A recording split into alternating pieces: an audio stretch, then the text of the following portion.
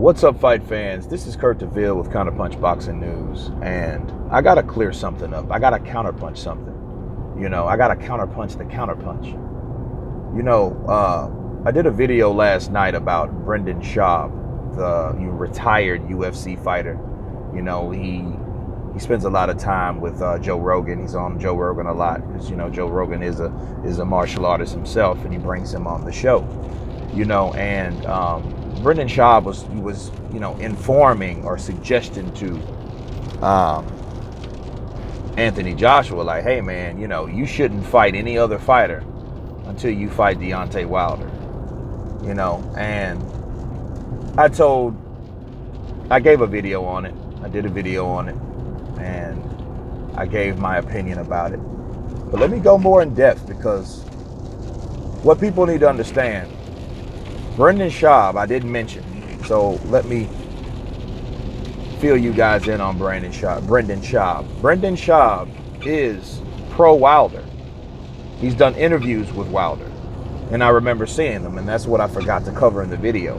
So he has firsthand interview knowledge of what Wilder has, shared with him about the negotiations.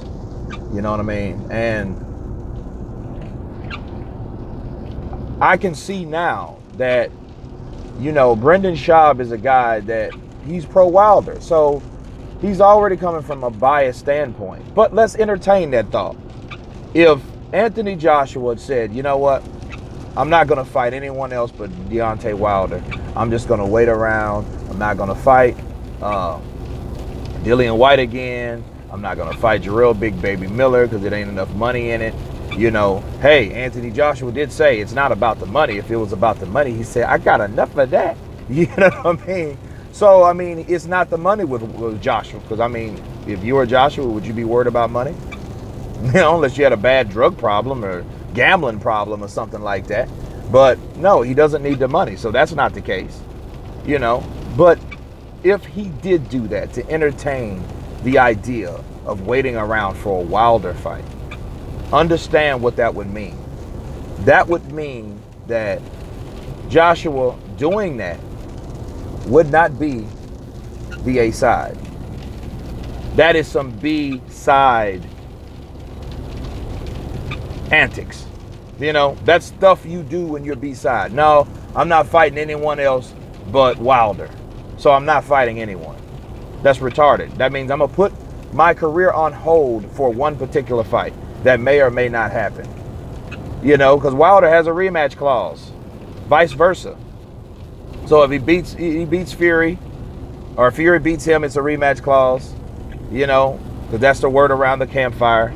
Until I'm told otherwise, hey, that's what it is. That's how it is, apparently. And that's retarded, but it is what it is. So that just stretches out. So you won't see a Wilder Joshua fight in April the 13th. You know what I mean? My only thing is, when that April 13th date was set, this is my only thing about that. When the April 13th date was set, when he did them both back to back, it would have been a lot clearer to everyone if he would have said, hey, I've got 2 dates that I've booked back to back. Now that's A-side stuff. Okay, that's something people would do because that's confidence. Hey, I'm booking 2 dates. You know what I mean? At the same time, because I'm winning them both. That's A-side. The only problem with that, the only problem I saw with it is he should have been more adamant and more clear about who his opponents was. Hey, I'm going to fight my mandatory, then after that, Wilder, come see me. That would have been more direct, because that would have been before the Povetkin fight. You know what I mean? It wouldn't have been immediately after, okay, let's fight Wilder, since I got past this tough task with Povetkin. You know what I mean? Let's put Wilder in there.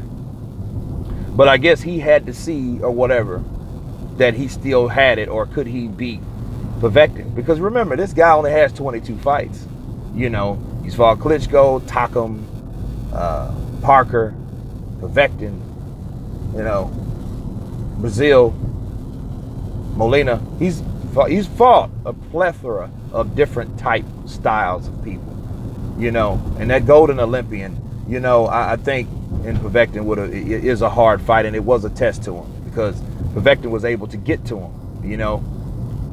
And I noticed that he lowered himself to kind of like his level, because he kind of squatted down, because he wasn't accustomed to a guy being that short, you know. Because even Parker wasn't as, you know, short. He wasn't short like that, because he still had Povetkin. Povetkin was a shorter guy, you know. But anyway, yeah, to entertain Mr. Schaub's theory on that, you know, that would be a stupid idea, because then he would be, that it sounds like he's desperate. It sounds like now he's chasing. A-Side don't chase fights, okay? That's one thing A-Side doesn't do. And that's one thing, and that's one reason why I see the Wilder camp not supposedly chasing that fight. That's why they're not, you don't hear Deontay Wilder talking about that. You know what I mean? You know, last time he mentioned that, he said, oh, you know, Wilder, you should be ashamed, yada, yada, yada, for not taking this fight or whatever. You know what I mean? But the rest of the talking has been from Deontay Wilder's people. Shelly Finkel and, you know, Lou DiBella, you know, these guys. Okay. So, you know, that's what I wanted to clear up with this, you know, Brendan Schaub and his suggestion for, you know, Joshua shouldn't fight anyone else. You know what I mean? Of course he should fight someone else. You know, and even if it's not ideally, I mean, what is he going to do? He can't do anything with Wilder until Wilder fights Fury anyway. You know, yeah, they want that contract signed, but, you know, it's going to be a new and improved deal on the table. You know what I mean? It's going to be.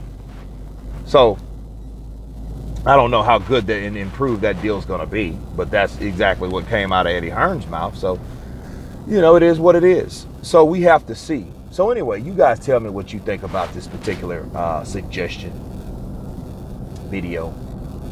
Please subscribe, and you guys been Counterpunched. Peace.